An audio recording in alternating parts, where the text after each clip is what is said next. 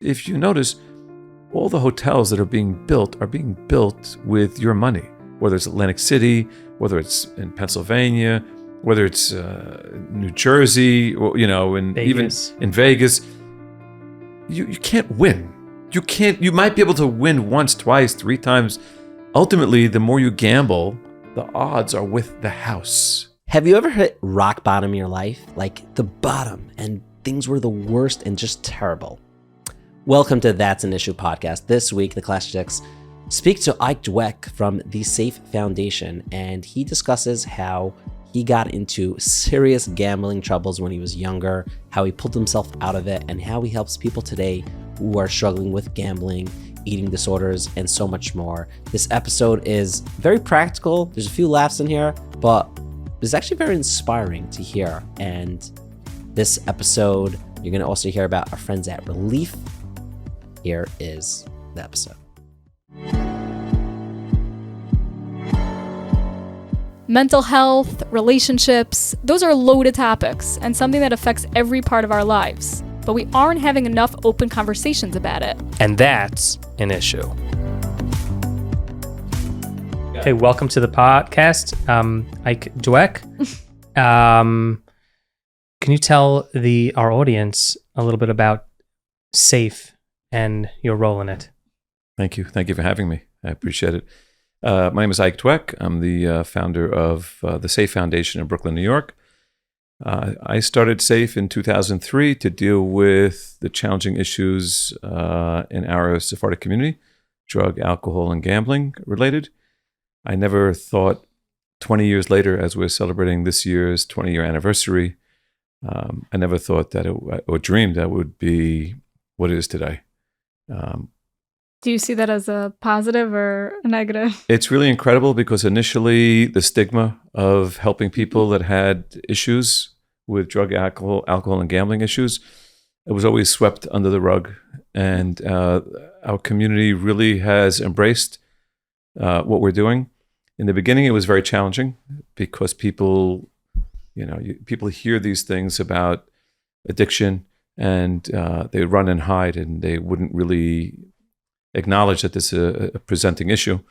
But today, it's really amazing.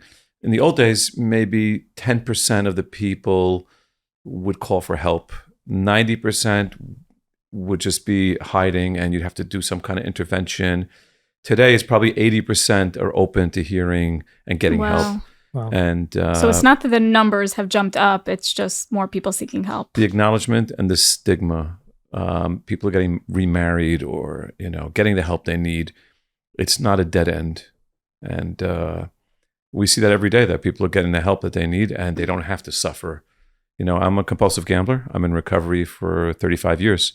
And for 10 years, from 12 to 22 or 13 to 23, I was a big gambler and I didn't know how to get help.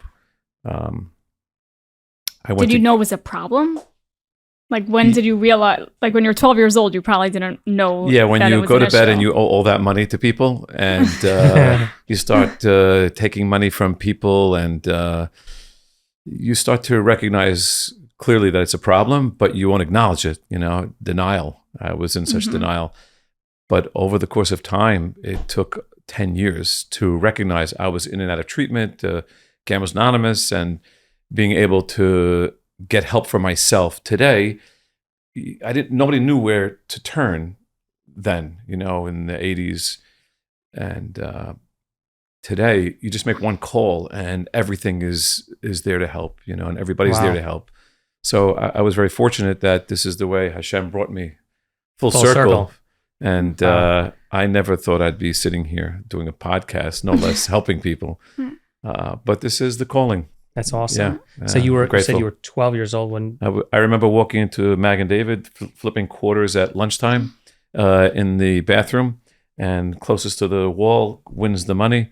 And I had a tremendous knack of eye-hand coordination, and I'd win $1, $2. And after a while, it just wasn't enough. I needed more money. And then I started betting on basketball games and then in football games. And then all of a sudden, it just takes on, a life of its own. Right. And so, yeah. So now there are apps that you could really, really accessible and became to legal, I everyone. think, in many, many states. Yeah, today the world is upside down.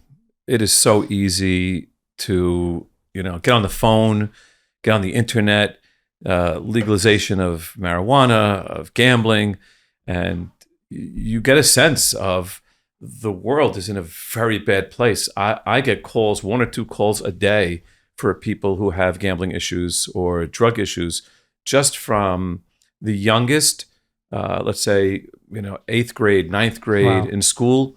I go around speaking in a lot of different schools. I know I spoke in Hafter and DRS and Hank, some of the Long Island schools, outside of the Brooklyn Sephardic schools and in Jersey. And everyone, probably 80%, 85% of the kids, they're all on these apps. They're all gambling. They're playing poker Saturday nights in their friends' houses. And parents, they don't know what to do. And that's a real challenge. Right. So what would make someone, so you're saying lots of people are doing this, right? And maybe they're having fun and it's okay. Like, what would make someone more susceptible to actually becoming an addict? Right. So we don't tell and abusing people, it. Yeah, we don't tell people not to drink. Right. We don't tell people not to gamble. Not everybody has a problem with those things, right? Mhm. So we're not preaching to people. We're there for people to get help when they feel like they're at a dead end, when they've lost all their money or their reputation, or even acknowledging that alcohol or drugs are becoming an issue in their life. Can't get up to work, no motivation. I mean, imagine if you're a young person and you're betting $300, $400, $500, $1,000 a game, and then you got to go to work the next day, and you're making $500, $600, $700, $1,000 a week. How does that translate? Right. You're betting $1,000 a game or $500 a game. You're making $500 in a week to work. So the hardest part really is valuing the money. Right. I used to sit in front of a television with thousands of dollars on a sporting event, and then I had to go to work in the morning. I'm like, wait a minute, I just spent 3, 4, 5,000 for 3 hours. And right, then and especially if you made money. Right. Especially if you're like, yeah, and I just made $5,000. I'm going to work for a week. I'm making half of that. Right. And they suck you in, right? Right. Not everybody loses the first, time out. They suck you in, They know that just when you start gambling or you start with friends or, apps or casinos, there's always that time where you hit it big and then you think that that's going to be the rest of your life. And then you spend half your life chasing those winnings. And that's where the issues really come from. Right. Wow. So is there a way to predict who is more likely or less likely to fall into issues versus having fun with their friends on a Saturday night? There's always, if you have friends, 6, 7 friends playing on a Saturday night, just hanging out and having fun, there's always the 1 or 2 people around the table that they're borrowing money from their friends. Oh, I lost, I got to get back in it. Or they're taking it to the next level. Oh, I'm not, this casino game is not enough. I'm going to go to a casino. I'm going to go to an underground casino. I'm going to go get credit. So it's not so easy to tell. Because a lot of people, I have a lot of friends that were gambling and had, problem gambling issues, that they, nobody really knew until they got into real trouble, whether they lost a business or a car or people coming after them. Right. Those are, issues that. How did you get out, before you, started the foundation? I prayed so hard, but I realized that God really doesn't care about your gambling. Because every gambler prays, Hashem, please, let me win tonight, please. And I realized after a while, like, I don't think Hashem is so worried about that stuff. He's got so much to do in the world, right? But every person that's gambling always needs God's help, right? To win this, please, I'll stop gambling this one time. No problem. I'll do whatever you say. Just one more bet. Let me just win this one. I'll get out of the trouble. I'll get out of the debt. Please help me. But it just inevitably, I don't know. Hashem is busy. Right. So how did He's you? happy to help you when you need help in recovery, Right. Because you're doing something for yourself. But there's so many things going on. He's so busy with. So other how did things. you figure out how to manage that? I was sick and tired of being sick and tired. It just came.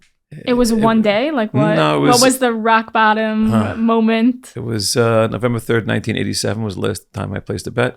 Wow. And it was a Sunday.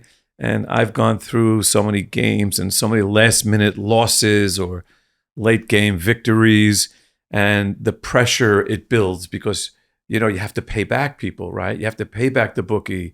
You have to pay back people you might have borrowed money from. And that day it was like a football week, football Sunday. And it was a bad Sunday. It was a bad Sunday. And by 4:00, because usually 1:00 games end around 4:00. Right. And the 4:00 games were getting ready, and I'd lost thousands and thousands of dollars. I just couldn't do it anymore. And I told my friend, I'm out. I just can't do it anymore. I'll make a payment plan that took me about 8, 9 years, 10 years to pay back the bookies. And I decided that was it. I went back to Gamblers Anonymous again for the 20th time. But this time I did something different. I decided to listen instead of walking in and saying, oh, these guys and girls are all losers. I decided to take it all in and just listen and do what they told me to do. Because ultimately, the only reason I went there was because I needed to get bailed out. I owed so much money, and I asked my father to bail me out, my friends, and whatever they said, I would do, right? And, I see what you're saying. And I would do. But I would do it for a few weeks, a month, and then off to the races. I'll see you later. I'm going back out again. Pun intended. Yeah, exactly. But that was it. I just so this time 10 you were years doing of it suffering. for yourself. Wow. Right. Yeah. You don't realize how much you can suffer. All those sleepless nights. I mean, people who are watching this have some gambling issues or substance issues. You don't realize how down and how deep you can go until you're really going to recognize that you need help. And you can't force people to get help if they don't really want to get the help. Right? Right. Especially with gamblers. Gamblers are a little bit more challenged than, substance abuse people. Why? So why? What's different? Because it's more of a mental disorder. If somebody's using drugs, right? Physically, you're addicted to the drugs. So sooner or later, you won't be able to function on a physical level, right? Oh, I see. Gambling is all mental. It's the dopamine being released. It's the excitement. But you can't really get help for something it's more of a mental disorder. It's not a physical disorder. Meaning you're not going to have necessarily physical symptoms. Symptoms, right. You'll get sick. You have sleepless nights. You don't know what to do. The highest rate of suicidality is with compulsive gamblers. Suicide rate is very high. Insurance companies in the old days would not pay for rehabs for gamblers, people who had trouble gambling. But drugs you can die from. You can overdose and die, but you can't die from over gambling. So you're saying you're more likely to get flagged. Yeah. Before something bad happens. Yeah, if someone has a absolutely. substance abuse issue, it's really obvious when they're very inebriated. Absolutely. Versus someone who happens to be moving thousands of dollars on an app. Absolutely. Wow. What does SAFE do? Like how does that work? What's the early on I recognized that there was no places for anybody to get help for any of these disorders, right? So I applied for a New York State license, OASIS license, that allowed us to do treatment, drug, alcohol, and gambling addiction. So people would come and they'd call for an assessment and they would say, oh, I have a drug problem. Tell us about the story. What's the issue? If it's yourself or your family member. And they would come to the SAFE office and we have therapy and doctors. We'll refer somebody to, depending on what their needs are, right? Some people might have to go to rehab. Some people might need other levels of care that we would help them provide. So if somebody was a candidate to come to SAFE, they would be by us anywhere from 9 months to a year doing group work. This is outpatient or inpatient? Outpatient, right, outpatient. And they would be there 2-3 times a week, seeing a doctor, family counseling, individual counseling, group counseling. Oh, very nice. And it's like it's like Walmart, right? You walk into Walmart, everything's under one roof. Wow. So One-stop shop. Yeah. So we've helped close to 9,000 people over the past 20 years, which originally we opened SAFE to help the Sephardic community because those are the people, I'm Sephardic, and those are the people that I was helping. And over time, people would call from, Crown Heights, Borough Park, and Williamsburg and other areas. And they said, hey, I need some help. And I heard you can help me. And so I said, of course, I'm happy to help anybody. Right. And so we started to open it up to anybody who, we're licensed. We don't turn anybody away. So we would help anybody that calls for help. And, we're getting calls all over the world. I recently did an assessment with somebody from Panama. Wow. They flew in last week. I think it was Wednesday. And they came in with the mom and dad and the 20-year-old who was struggling with a gambling problem. And he goes to school in Boston and racked up thousands and thousands of dollars. And of course, mom and dad always thought, let me just pay off the debt and maybe he'll get better. So we're a family-based treatment center. So we don't just take the person struggling with the drug or gambling issues. We take the whole family because it definitely impacts everybody. Right. So came in here and we assessed him and he needed some inpatient stay. Mom and dad are going to be doing Zoom, which was good because it comes in handy because they need some training for the family. And he's currently in inpatient rehabilitation, doing a lot of therapy, trauma therapy, addiction therapy, and so on. Wow. So we're fortunate to have outreach. Do you see a correlation or maybe causation between a past trauma, because you said, you brought that up, and some of these more serious addictions as you are helping people? Yeah, there's always something underlying with somebody struggling with mental health disorders or addiction disorders. There's always something. Of course, a small percentage of people, might have broken their arm or leg or something happened and they got addicted to Percocets or Oxys, right? Doesn't necessarily mean they had trauma growing up, but those circumstantial. Those opiates, those painkillers, they really, once you start taking them, your body gets used to it and starts calling for it every day. So I recently had some surgery, and the doc says, "Oh, I'm going to give you about 30 Oxys." And I said, "Not interested. I'll take Tylenol. Have a good day." And I don't want to get that in my system because that stuff is really addicting. Wow. Yeah. So you're saying not everyone has these traumas, but some people do. Yeah, I would tell you that the majority of people have underlying trauma that has caused them to self-medicate. My self-medication was gambling. Somebody else might be alcohol. Somebody else might be Percocets or some kind of opiate. But there's definitely a correlation between underlying trauma. Does SAFE help? Right. Is that what the therapy is focused on? So the main focus, of course, is in the short term. The first couple of months is getting them off the drugs or the gambling. That might take a few months. After that, then they could start working on the next level, right? How did they get there? What was the underlying trauma? And some of that stuff might come out. Right. So what are some of the ways somebody could get off of their substance or gambling behavior? Like, what do you do in those first few months? Pray. It's really hard. Each case is unique. It all depends. If it's a physical thing like some kind of drug, they need to go through some level of medical detox, right? Mm-hmm. Because you can't get this step 2 before doing step 1. Right?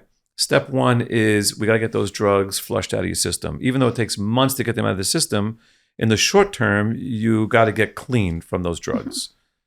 Mm-hmm. And then once those drugs are out of the system, then they could learn what got them there, right? And then some people need, other levels of, medication to help them stay off of it, so they go through that therapy. With gambling, abstaining, right, is the most challenging thing. I remember when I first started gambling, I would just put one game a night, and I always said to myself, "Oh, I'm not going to bet on Shabbat. I'm not going to bet on Friday night or Saturday.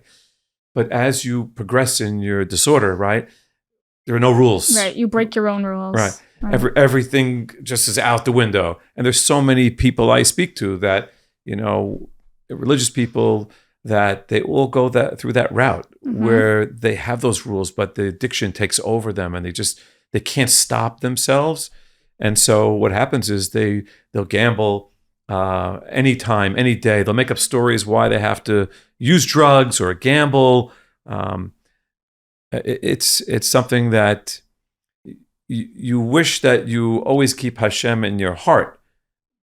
But ultimately, when you go through these disorders, nothing counts. Right. Nothing counts. Oftentimes when people come to see me, I always ask them, like, do you pray every day? Do you, how close are you to God and spirituality? And often I'll get, oh, no, I can't. How can I pray? How can I pray to God? Look at all the stuff I've done. Look what I've done. I said, well, the truth is, Hashem is up there just waiting for you to just ask for help. He never leaves us, right? But we leave him. And so the most important thing is to reconnect spiritually. Now, I'm not the most religious guy in the world, but I know that God controls everything. And what better partner to have than God in your recovery? And that's why spirituality is a very big part of recovery. Oh, wow, that's fascinating. Yeah. So you think the recovery is like a sense of prayer and getting, and then spiritual. Giving up control is of course, what it sounds like. It's control. Yeah. We all want control. People who have addictions all want control, right? And when you start to let go and accept the help, that's when everything else comes. All the things I wanted from gambling, I wanted money, I wanted cars, I wanted, clothes, I wanted all that stuff. I never got that. But when I stopped gambling, I got cars, I got clothes, I got all those things. And those things come when you do the work. And it's not easy. It's not easy. Even when I was watching sports every day, every night, you name it, thank God there was no internet, there's no phones, so it was very hard to really place a bet. Yeah. So you had to only best place the bet. Okay, 7:30 at night with the bookie, you'd have to call somebody, or on the weekends, 12 o'clock. Today, it's 24 hours. Right. You see the commercials on television. You watch a sporting event on television, you're inundated with all kinds of FanDuel and Bet360 and all these, Caesars. Yes. It's impossible. You can't watch a game and enjoy it. I remember when I stopped gambling, somebody suggested to me, stop reading the New York Post because that was the sports paper, and stop watching the sports on television. I said, how am I going to do that? I've been watching this stuff my whole life. I love sports. I played college basketball. I was so excited. Everything meant something about sports, And once I decided to do that, it really helped me. And for years, I didn't watch in the beginning. I didn't watch sports. I didn't read the New York Post because every gambler always read the Post in those days because all the betting lines were there and everything was. You could bet now mid-game. The numbers change. Live betting and everything. Betting. Yeah, so you have to create some distance. Yeah. Is that what you're saying? Yeah. And the truth is, there's a real world out there. When you're drugging or gambling, you're so closed in and isolated from the real world. What do you mean by that? The only thing for me when I was gambling, the only thing that meant something was betting on a game and watching on television. Close my door. Don't bother me. Don't ask me to come down for dinner. Leave me alone, right? And you isolate. And then, if you win, you can't wait to bet more. If you lose, you have to chase. You have to go the next day and do more and more. And then when things are not going so well, you don't want to be around people. You don't want to really, I don't want to be a family person. I don't want to be around my family. Leave me alone, it's a very detaching, addiction is a very detaching disorder. Interesting. Yeah. You feel alone. You feel alone. Yeah. You are alone and you feel alone. You don't hang out with your friends anymore. I was speaking in a school, and after I spoke, a young man comes over to me and he says, I'm having so much trouble. I'm gambling and I really don't, on Sundays, I just stay in my room. I don't have any friends. I go, well, you your friends were always there. You left them. They didn't leave you because you're so focused on the sports and the gambling that you've left them. And the isolation is terrible as well. Now, for somebody on drugs, they love to isolate also, right? Leave me alone. I'm going to go, smoke pot. I'm going to drink. I don't be bothered. I'm going to take a Percocet, and people isolate even more because it's like that physical craving. So you also said there's eating disorders. How does that play a role with? So SAFE recently, about a year ago, starting a division for eating disorders. Okay. We've been fortunate enough to realize in our community, body image is a very big issue. And we started an organization within SAFE called MEND, Mindful Eating, and teaching people how to eat in a healthy way, how to live in a healthy way through exercise and quality eating, and trying to make sure that they understand that, even addiction for eating is a challenge. So eating disorders is probably one of the hardest disorders to overcome. Why? With all the other disorders, whether it's drugs, alcohol, or gambling, you abstain, right? How do you abstain from eating, right? How do you live that way? Right? You can't. So now you can't abstain, but now you have to change your whole mindset to eat in a healthy way. And that's the challenge, right? So SAFE is, open this division to try and help people. Are you seeing a lot of people struggling with this? Oh yeah. And why do you think that? What is pushing these people? You think it's social, or? I think it's social, peer pressure, want to always look good, feel good, and they think that that's the way to go. And of the eating disorders, which one are you seeing the most? Probably anorexia. So not eating. Yeah. That's the easiest way to go, is just if you want to lose weight or you want to stay trim, the minimal eating. And then once the body stops taking in food, right, everything shrinks. And everything's small. Your appetite is less, and it becomes a whole new level to now have to rebuild that in recovery.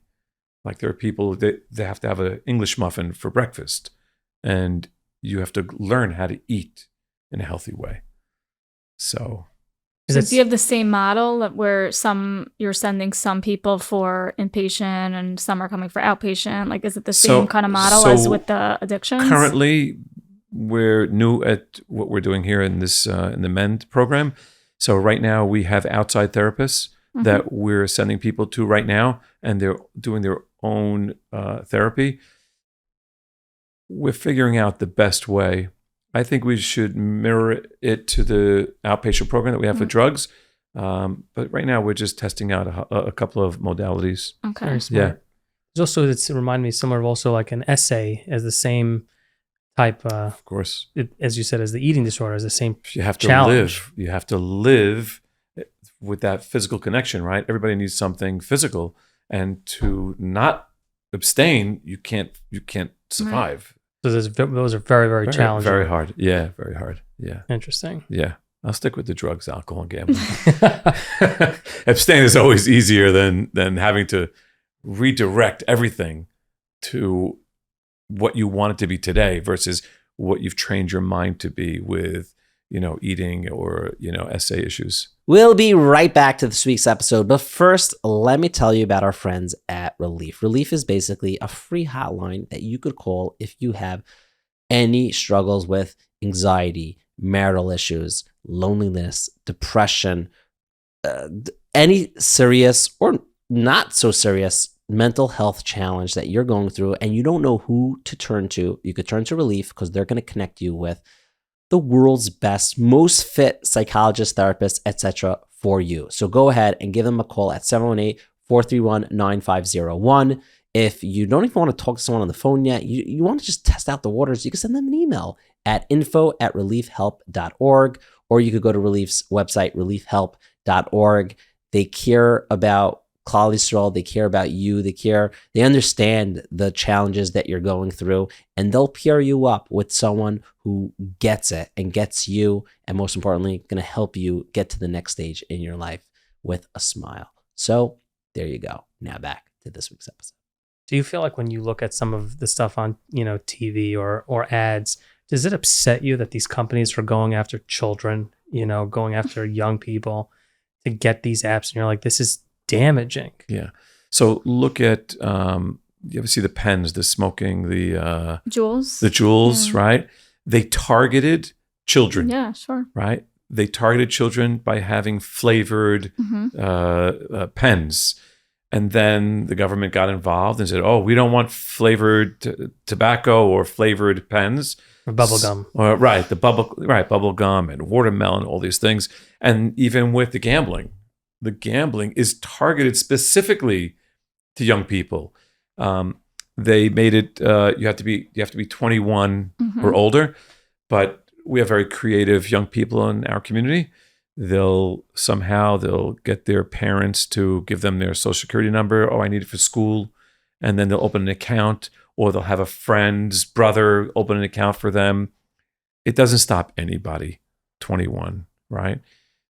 Somebody wants to gamble. They want to place a bet, watch a game. People find a way. I wanted to go on that thing with parents and family.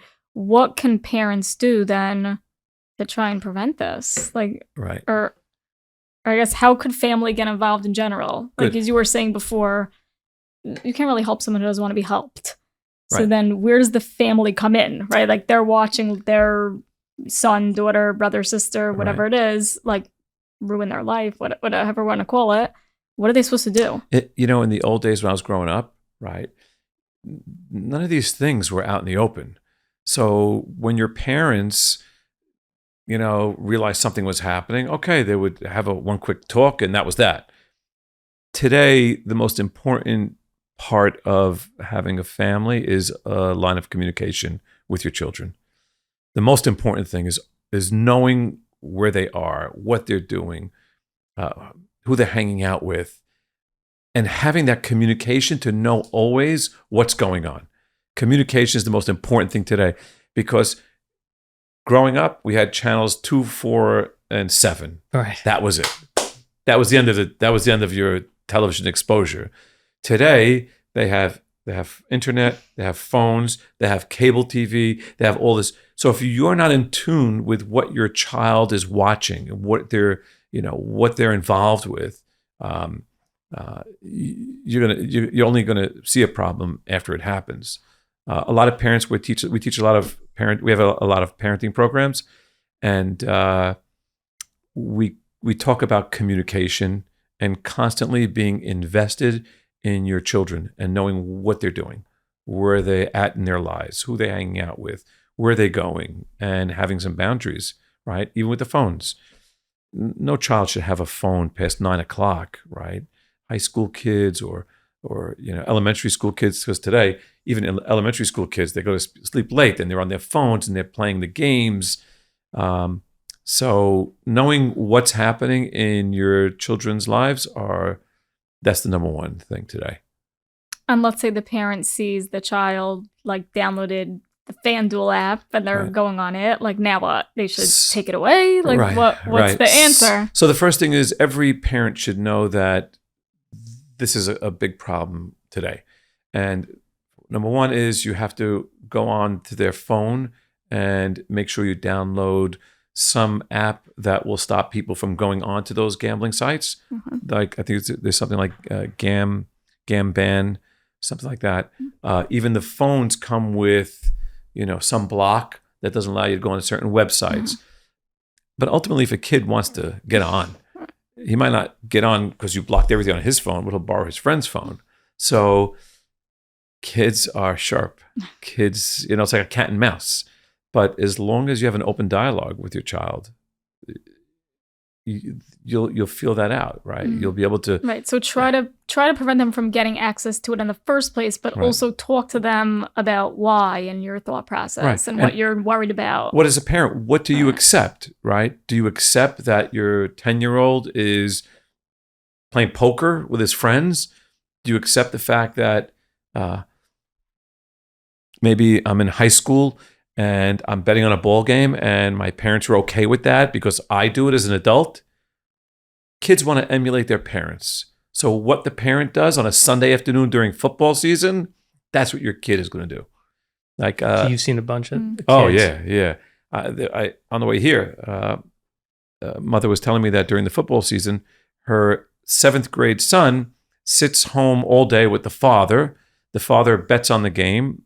The kid plays the FanDuel, not the fantasy.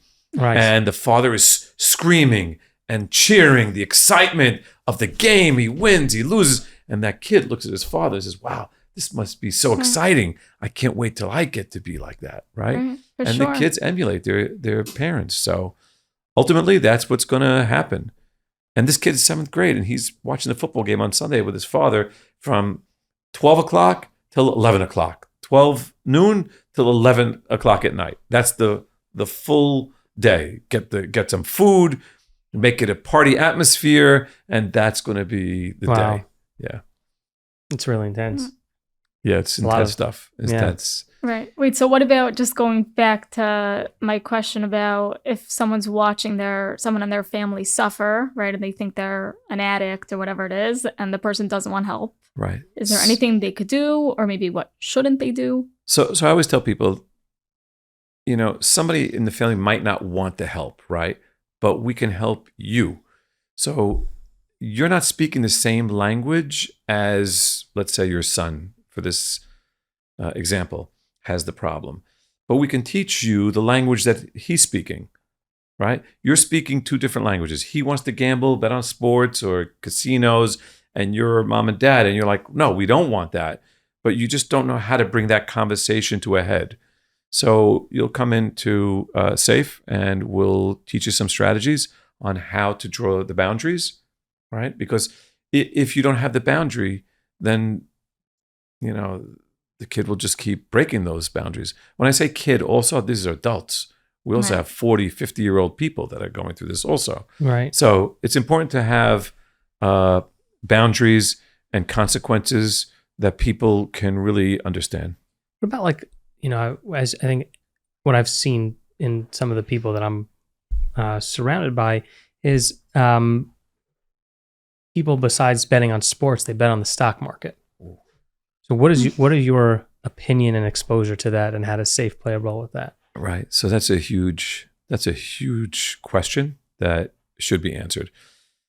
A lot of people who have problems with gambling, they will think that, okay, so the stock market, I don't have a problem with the stock market, so it's not gambling, but of course it is. Now, if you're investing long term, right? You invest in, a blue chip stock, and you're putting it in and you're leaving it in. You're not even checking it. You're going about your business, and you're just going about your business, and you're not watching it. That's investing, right? But if you're playing options, because gamblers need the action, they got to get into the options, right? If you're playing options and you're watching every day and you're invested in the calls and the puts, that's gambling. And we don't suggest that anybody who has a gambling problem should really be invested in the stock market. You see like Robinhood as Oh, yeah. Clearly. A gambling app. Yeah. you see it as a gambling app. Yeah, I think so. Yeah, I think most people, they minimize and say, oh, it's It's the market. that's the market. Sophisticated. It's an Yes. option. I always tell people, just invest in yourself. Go to work, put all that energy into yourself and bet on yourself. Don't bet on a ball game. Don't bet on the stock market. Bet on yourself. You'll probably be more successful.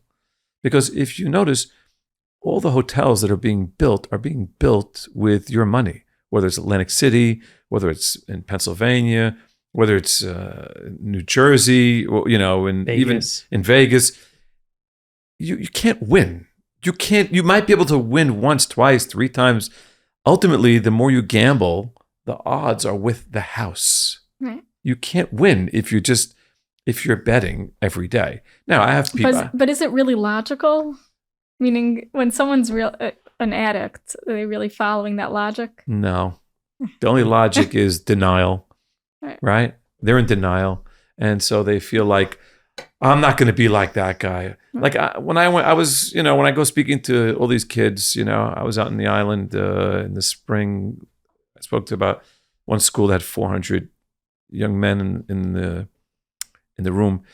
And I looked at all these young men, these high school kids, and I looked at them. I said, you look at me, you see a guy with a gray beard, right? And you look at me and you say, oh, that's not going to be me. This guy's old timer. What does he know, right? And I tried to explain. I said, I was also in high school and somebody came to speak to me. And I looked at that guy and I said, Joe, I'm not going to be like you. I'm going to be better than you. I can beat the house. Don't be that guy. Don't ever be that guy. Because you might see a gray beard here, but I sat in that chair just like you. And I was very happy that a lot of kids came over to say that, you know what, they're going to destroy their apps and try not to get into that whole business of gambling. Unfortunately, you might today, you might take it off your phone, but in a week from now and you open the television, it's sucking you right back in because of all the commercials. They also offer free perks. Like I remember that you could sign a bonus was $3,000. Yeah. We had somebody come to Safe, young, I think it was a 10th grader, and they borrowed their mother's social security number and opened an account and redirected all the emails to his account. And he put in $1,000 and he lost $12,000 because he kept putting money in and borrowed money from his friends and the whole thing. He took his mother's credit card, the whole thing. Now, mind you, it was a 10th grader, right? Wow. So I had a conversation. The parents brought him in and we're talking. And he says, I have a problem. I said, okay. So we started talking. And then the next day I said, you know what, let's come back tomorrow. I want you to think about everything I said. And that night, the casino sent him an email. Hey, David, we thank you so much for joining our website and the whole thing. We're going to give you $1,000 in free bets. Just when you think you could get out, they suck you right back in. Sick. And what happens? He says, oh, great. The next day he comes back. He says, you know, Spike, that's my nickname. He says, I don't have a problem. I go, really? What happened? He says, they gave me $1,000 in free bets and I played blackjack the whole night. I won $15,000. Whoa. I said, wow. So you think you don't have a problem? He says, no, look, I played with their money and I won $15,000. Needless to say, he didn't want help, but a month later, he lost $14,000 of him, his friends, his parents' money, and he recognized that, you know what, I'm out of control and I need help. Wow. Yeah, it's crazy. So the person really has to recognize it on their own, or...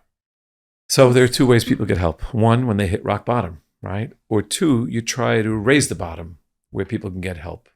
You try to raise the bottom, a parent or a family member, they try to raise the bottom to some level of consequences that are meaningful to them. But it's a challenge either way. Either way, people just don't always want to hear what you have to say. They have to live it for themselves.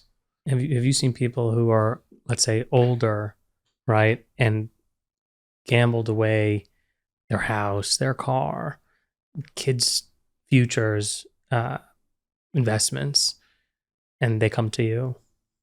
Yeah, they come to me and they say, boy, I wish I would have listened, because I've seen so many people that have lost hundreds of thousands of dollars, family members, divorce, homes, businesses. People get divorced from. Oh yeah. After a while, if somebody doesn't get help and they just keep going on and they might have stolen from the wife or the family member, a father, a mother, a business partner. After a while, people, they just can't live that life anymore, and so they just can't take it. And even if the people try to get help for the 10th time, right? They just can't. They just want to move on with their lives. We have a lot of that in Safe. A lot of people that are lost a lot. Lost a lot. Really... Yeah. Yeah. And people mean well, but the addiction just overtakes them. There's so many stories in my head of so many people that, struggle with these addictions, and until they hit bottom or have lost something that brings them to the bottom, they won't get help. Can you tell us a little bit about like the anonymous, like how does that fit in with SAFE? Right. Like are Right. people at SAFE and also going to AA or Right. NA, GA, whatever, any of those? So we used to have Gamblers Anonymous meetings at people's homes growing up when I was first trying to get help. Joe S., who came to my house at 14 and took me to a meeting. Those supportive meetings are what keeps people in recovery today. So at SAFE, we have Al-Anon meetings, which is a support network for members of the home, and we have AA meetings. We have AA meetings in people's houses. It became so big that people are willing to take on a meeting in their homes. And we have Gamblers Anonymous that we've had at our place since 2006. And we're one of the bigger meetings in the state. And we have all kinds of people that show up to the meeting. But really, to hear it from others that have gone through what they've gone through, it really helps to be supportive and be in part of that network of 12-step recovery. These are movements that have been since the 50s that have been so widely successful. I remember that my good friend, Rabbi Abraham Twersky, alav shalom, we were pretty close, and he used to tell me, I love going to AA meetings. I said, Rav, you're not even an addict. Why would you go? He says, where can you go for $2? Open your heart and let everything out on the table, and nobody judges you. He says, that therapy is the best therapy in the world. And he really knew that was the best part of, recovery, was that being able to share with others your experiences and your help, your needs in life, that can only come through a 12-step meeting. Wow. So is that something you suggest to everyone who comes to 100%. SAFE? 100%. We have such a big movement. In fact, we have a lot of people that might have graduated from SAFE in, let's say, Crown Heights, that even they have these meetings in their home, in Borough Park or Crown Heights, and some of the more religious communities. They've even taken it upon themselves to start this movement in their neighborhood. And that I'm really most proud that these people that have graduated from SAFE, they want to take it to the next step. Right. So it's really great. Do you feel like there is any pushback from any of the more religious factions that find this maybe too open? Yeah. So in the beginning of SAFE, I'm not going to lie, it was a challenge to a lot of the rabbis because they didn't understand, we're helping wives while the husband might be drugging and not coming home at night. And then they would manipulate rabbis who didn't understand addiction and what was happening. And they would say, oh, SAFE is breaking up my marriage. Oh, SAFE is helping my wife. They want us to get divorced, which we never tell people to get divorced. We're just there to help somebody suffering through this addiction process. So in the beginning, I had a couple of rabbis call me and say, please come in and meet with me. We want to understand, that the wife is becoming very strong, that you're teaching the wife to be strong. So we don't teach the wives to do anything but to save themselves and their children. And, it wasn't an easy process because it was. You have to educate. You have to educate them. And a few years later, I used to see the rabbis and I'm like, you know what? We understand now. We understand better. And our community is very open. And I'm fortunate that I come from one of the greatest communities in the world, that it's not a stigma anymore. We don't sweep things under the rug. and we help people where they need to get help.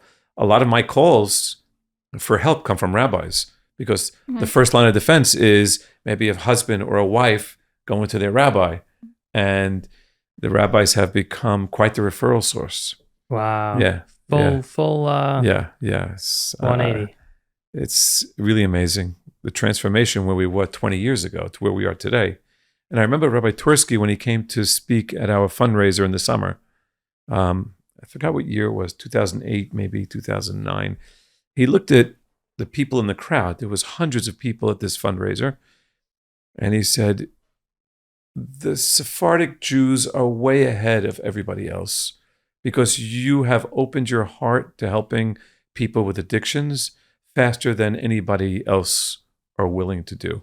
And I'm grateful that the community is very open to wanting to bring this to the forefront, to helping. Look, all I can tell you is, a lot of Syrians, we're not so religious. We don't walk around with the kippahs, right? And the tzitzit, the whole thing.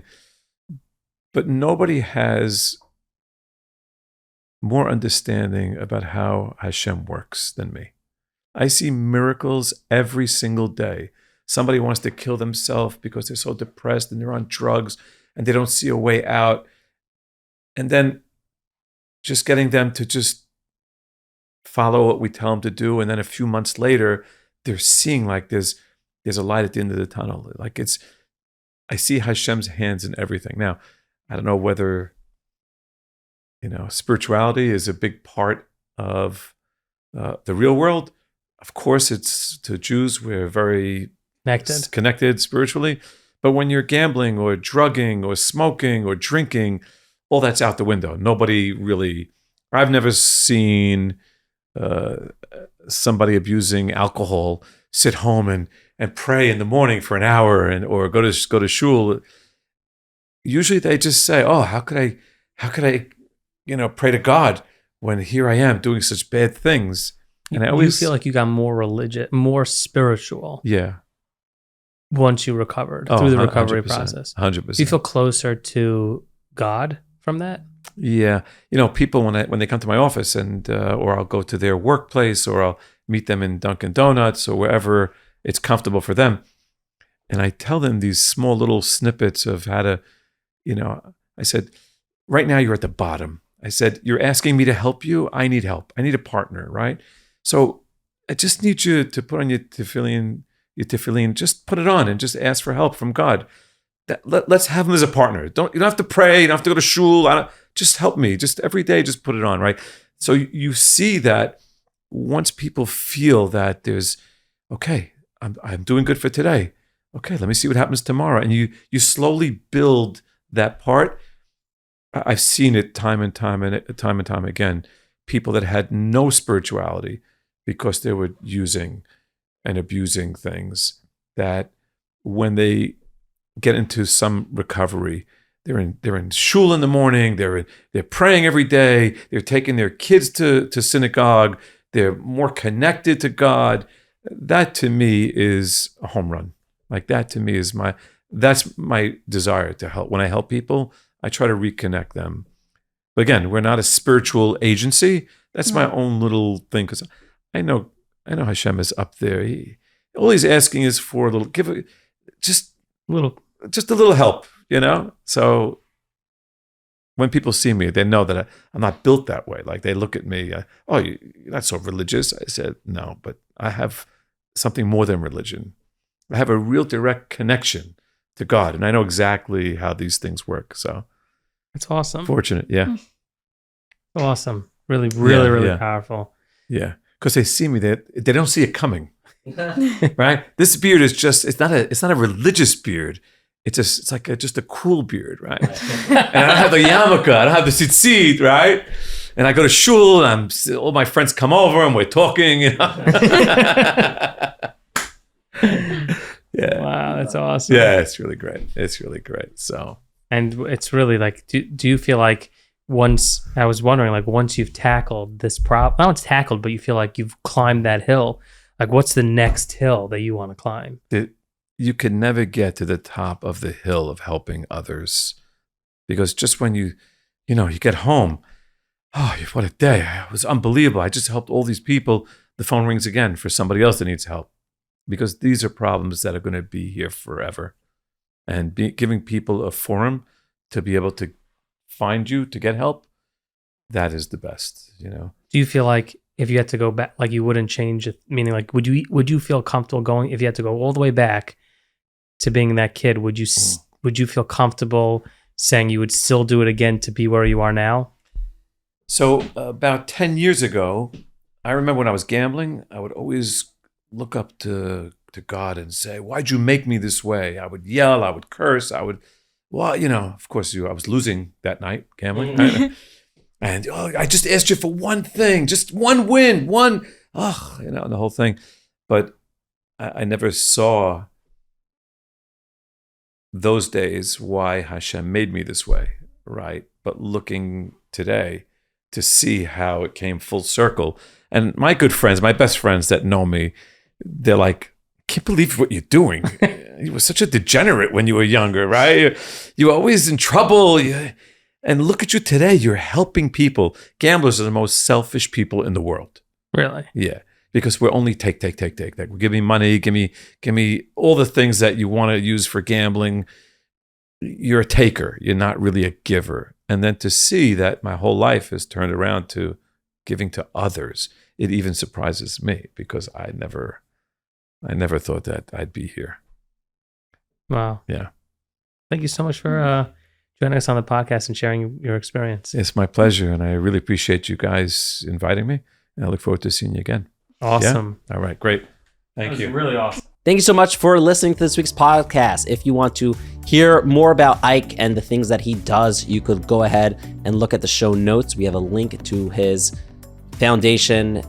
Incredible what he's doing. And also, if you feel like you are struggling and you don't know where to turn in whichever capacity of mental health or relationships, you could call our friends at Relief at 718-431-9501, or you can send them an email, info@reliefhelp.org. If you enjoyed this episode, go ahead and rate us 5 stars on Spotify. Tell us why you loved it. Tell us your favorite moment on YouTube. If you're watching this on YouTube, we want you to go ahead and go clickety, clickety, clickety.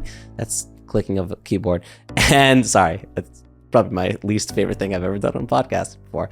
And go ahead and tell us what your favorite moment from here, one of Ike's stories or one of his advices. And wow, really incredible episode. And we got more coming. If you have any suggestions, you can go to livinglchaim.com/suggest and tell us who you want us to talk to. Maybe there's a topic about mental health that you want us to explore. We're here for that. We're just getting started. And thank you so much for watching. Stay safe. Living L'chaim.